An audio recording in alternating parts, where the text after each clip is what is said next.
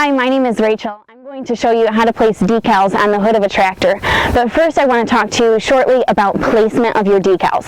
You've done a lot of work to get your tractor to this point when you've restored it completely and you're ready to put the decals on, so you don't want to mess that up and get the decals in the wrong spot. An excellent source to reference for decal placement is anything original from the factory. If you have an operator's manual or an original piece of literature, that's going to be an excellent source for you. There's a little bit of argumentation when using something like this, saying that John Deere or any manufacturer could have used a prototype model for the pictures in the manual. That could be true, and probably in some cases it is, but this is still something from the factory, which is a really good guide for you. If you don't have access to something original, you can always reference the INT manual or any other type of aftermarket manual that would have pictures of the tractor. That's an excellent source for you to determine where your decals go. I have this John Deere A behind me because I wanted to show you one that would have original paint on it. I feel that this tractor has never been repainted. I think that because there is a dealer sticker here, which is an excellent clue. So this would be something where you would know that this is where the placement was from the factory of the decals on this tractor. So if you can find something original, or just do a quick internet search of an original John Deere or any manufacturer, whatever tractor you're working on, to determine where those decals would be, that's going to be an excellent source for you as well. Take some time to do your research to figure out exactly where those decals go. There's a lot of argument about where the model sticker goes. Think about a Farmall Letter Series tractor. How many times have you seen the H or an M in a different spot than where you've ever seen it before? Or maybe on a John Deere 50, does the 50 go straight or does it go on an angle? Those are things that you definitely want to research and make sure that you know exactly where those decals go. Now that we've determined placement, come on inside the shop with me. We're going to put some decals on a hood of a John Deere tractor. I know that my John Deere decal on the hood here should go 2 inches in from the front of the hood here. So I'm taking a ruler, I'm using a grease pencil to make my mark 2 inches in. Grease pencil is the best choice to use because it can wipe off and it's not going to leave a mark on your hood. So you can see that I have a mark there for where I'm going to start.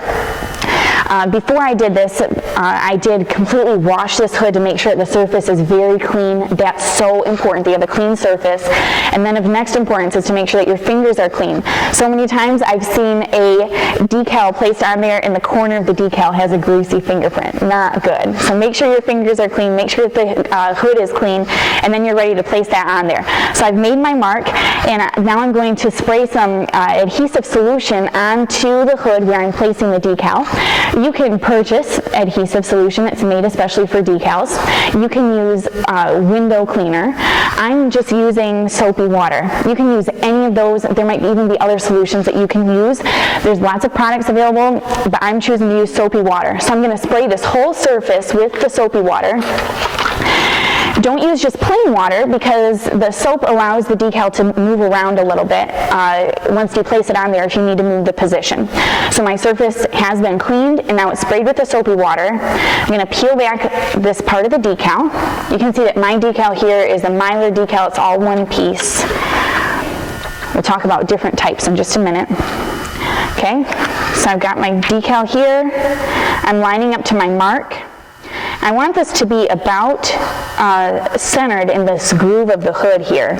So I'm just going to place that on there lightly, and then I'm just going to use this ruler to make sure that I'm straight across there. And I am, okay. So now I'm going to spray the front of the decal with some more of the solution because I'm going to slide across there to get the bubbles across, and I don't want to scratch or have this squeegee mark on the decal at all. So now I'm just pushing out, and you can see the water just slides right out the whole way. Start near the center and go out towards the edges. And you'll watch and you'll be able to see that all of the water and soap is coming out. Don't also, be careful not to move the decal. I'm not pressing that hard, and you shouldn't either, so you don't move the decal at all. Okay. Now mine came out pretty easily. I don't see any bubbles here. I'm just going over this again.